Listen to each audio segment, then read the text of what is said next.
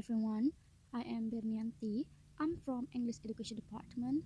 I want to tell you about discourse analysis and linguistics. Discourse analysis is a rapidly growing and evolving field. Current research in this field flows into a variety of different academic disciplines. Discourse has generally been defined as anything beyond the sentence. For others, the study of discourse is the study of language use. So, this is the materials that I will tell you. First, discourse markers, language, meaning, and context. Second, discourse and semantics.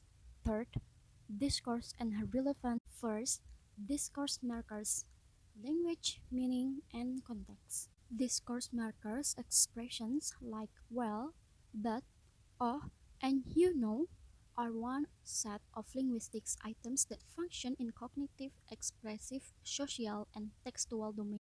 1. Discourse markers. 3. Perspective. Markers and cohesion. Halliday and Hassan's 1976. Their analysis of cohesion include words conjunction that have since been called markers and suggestion function for those words partially paralleling those of markers. Markers and discourse. Scriven 1987. Discourse markers are sequentially dependent elements that break unit of thoughts. Markers and pragmatic. Pragmatic meaning concerns the speaker's communicative intention. It is confined by three different sets of pragmatic markers. A. Basic pragmatic markers. B. Commentary pragmatic markers. C. Parallel pragmatic markers. Comparison of approach. We can also compare the approach in relation of three recurrent terms. First, the source of discourse markers. Second, the relationship between discourse markers and context. Third, the integration of discourse markers analysis into the study of language. 2. Theory method analysis. The importance of data. If language served primarily one or another function at different times, it would be relatively easy to decide on which plan to focus and to discover which aspect of discourse is indexed through a marker. But when language is multifunctional, as is certainly the case with discourse markers, it must be the data themselves that guide the selection of contents of examination. Last one is 3. Markers across context, across language, and over time.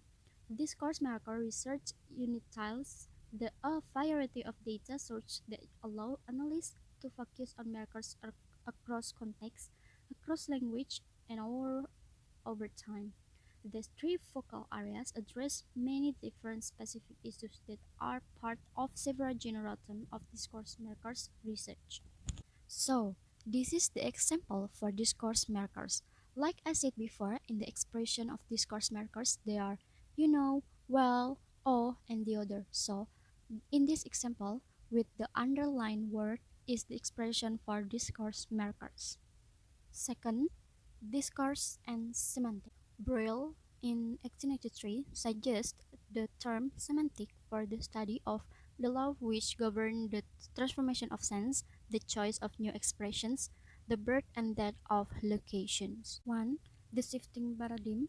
Fillmore's interest in describing discursive effect led him to propose frame theory as an approach to semantics. Moreover, Stalnaker, Cole, and Green and Morgan argued that the presence of pragmatic principle in an integrated theory of linguistic description clarifies the function assigned to semantics and syntax. 2. Indexicality and anaphora. Indexicality or dixis is the only area of meaning universally acknowledged to belong in the area of discourse or pragmatics, since it pertains to the contextual determination of reference which necessarily precedes a decision as to the truth or falsity of an assertion. 3. Presupposition.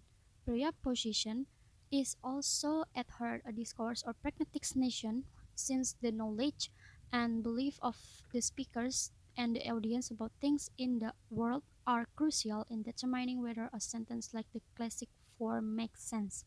The present king of France is bald. The present king of France is not bald. Judy regrets that she borrowed Roger's car. Roger knows that Judy borrowed his car. 4.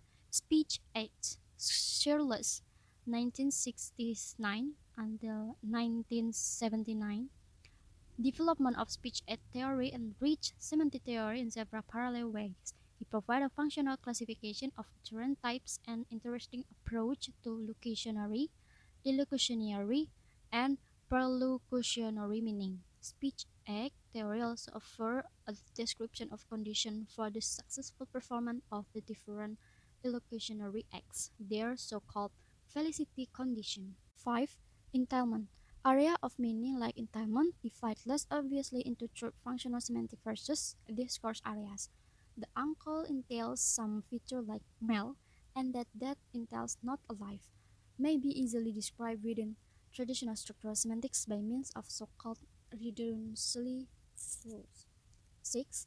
Interpersonal meaning. The interpersonal meaning of repetition, parallelism, allusion, and formality must also count as a discourse phenomena because they can only manifest themselves within some concrete context. Historical such effects have been considered in part under the rubrics of poetics or even prosody.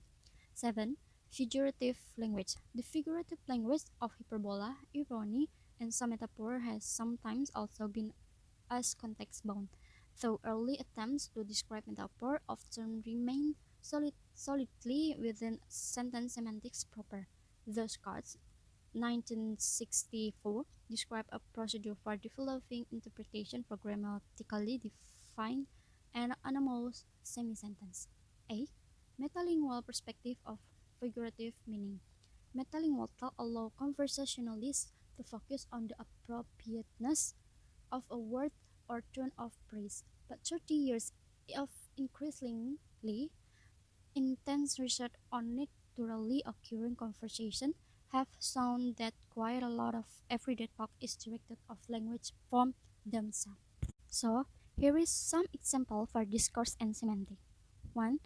Diana wanted to lose some weight. 2. He is drifting endless. 3. The con-killers refused the makers a parada permit because they feared violence. 4. Would you mind shutting the door? 5. I just spoke a new head. Third, discourse and relevant theory. The functional views of discourse to the study of discourse as communication behavior has taken us to the phenomenon that is defined independently. 1. Coherent and discourse. In structural approach, the aim is to discover the rules which, if followed, result in acceptable of well-performed text. An approach which view discourse in terms of communication behavior, the aim is to discover the social convention which determine which utterance may occur and that they may be combined with. Second, relevance and coherence.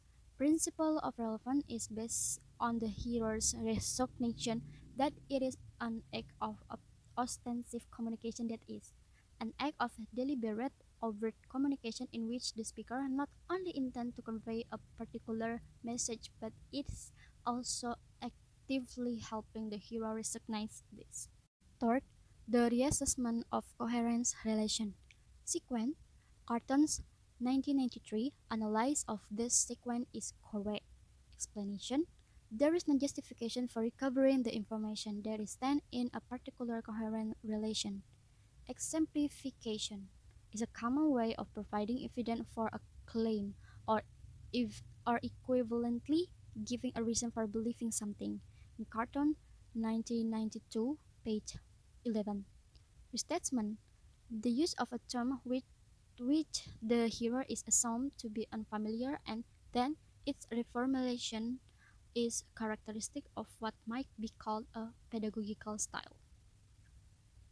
Fourth, implication for discourse understanding. Discourse coherence provides the key to a theory of discourse comprehension and have shown how in a relevant theory framework hearers' intuition about coherence and can be explained as a sequence of the hearer's search for an interpretation that is consistent with the principle of relevance. So, here's some examples for discourse and relevant theory. We are surfing mate. A. Did you enjoy your skiing holiday? B. Displace her leg in plaster. A. Can I borrow your car today? B. I have to take Alfie to the GP. I think that's all for me. Thank you for the attention and goodbye.